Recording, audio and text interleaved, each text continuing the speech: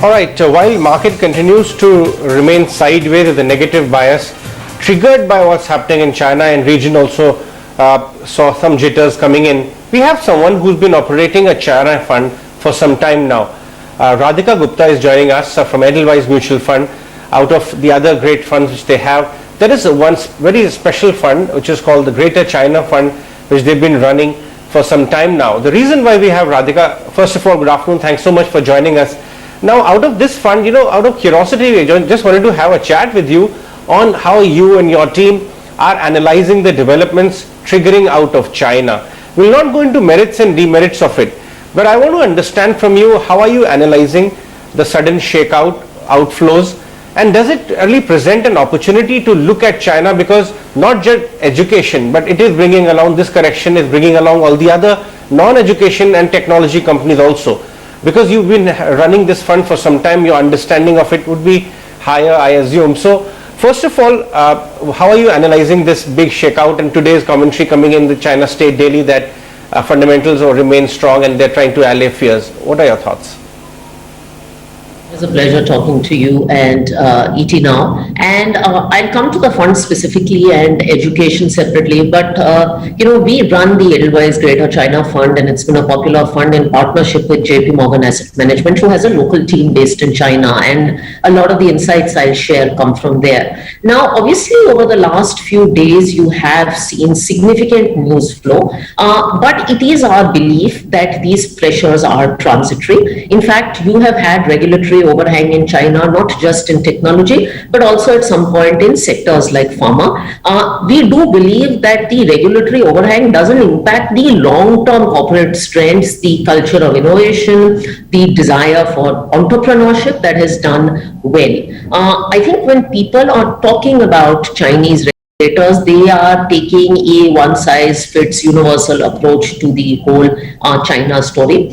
It is not, in our view, a belief that China and their regulators just want to indiscriminately destroy the tech industry that has been built up. In fact, given what is happening in US, China and all that rivalry, it would hardly be in their interest to do so. So I think that's the first comment. The moves are more in line with building a more resilient and level playing field, which allows competition to thrive. So you're not dismantling companies, you just want to make sure that the next cohort also has some space to flourish. So one, I think we think that the move is less drastic than people think it is. And it's also not out of line with what is happening in the West. It's happened in China later. But a level playing field is not out of line with what is happening in the West. I'll come to EduTech separately, because that is a separate issue altogether. But we think broadly what China is trying to curb is inappropriate use of market power, certain exploitation areas, any kind of monopolistic behavior, data security issues, etc. And yes, and we can come to this also, we do believe that in some places this will open up valuation opportunities in specific companies that we can talk about.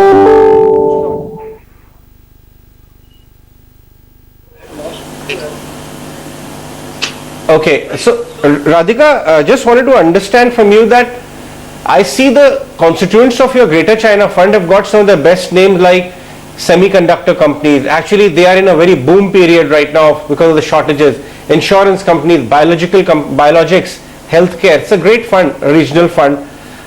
Do you think that because the entire region is coming under pressure because of what's happening, and maybe some funds are coming out of the region because they have big tilt toward China, it's a great opportunity to look at the merits of a fund such as the Greater China Fund?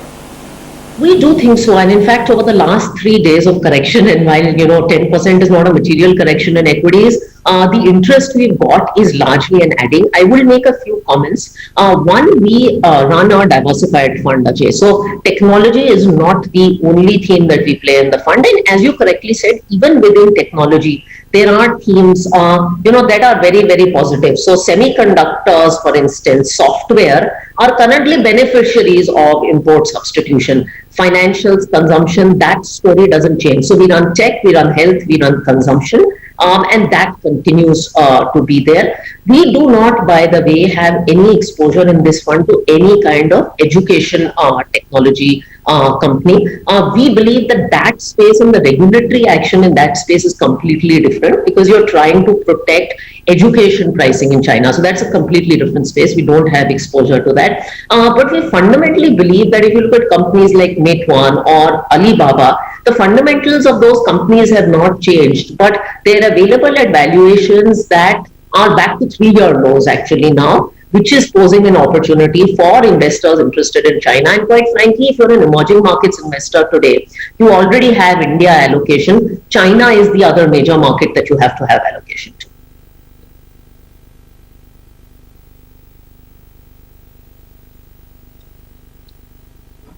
And Radhika, before we let you go, a quick word on the way Indian markets are in the middle of a very nice rally which is playing out. In fact, just moments back, our financial market regulator, SEBI chairman, also did comment on China. In fact, also saying that there is no euphoria in the market. Everything is, as per routine stuff.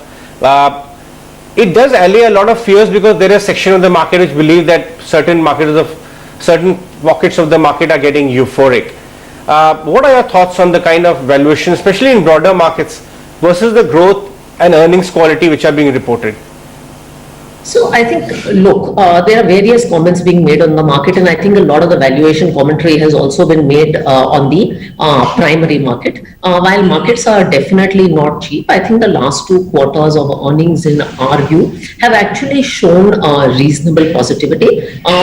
And I think the primary market is booming. You know, Ajay, we also run a IPO focused fund in the domestic market. I think what is giving us a lot of optimism is also the fact that a lot of new business models are coming to market and are also being accepted extremely well. Ultimately, the fundamentals of companies will start playing, will play out, whether it is in India or China. But I think the primary market actually gives us a lot of optimism in India.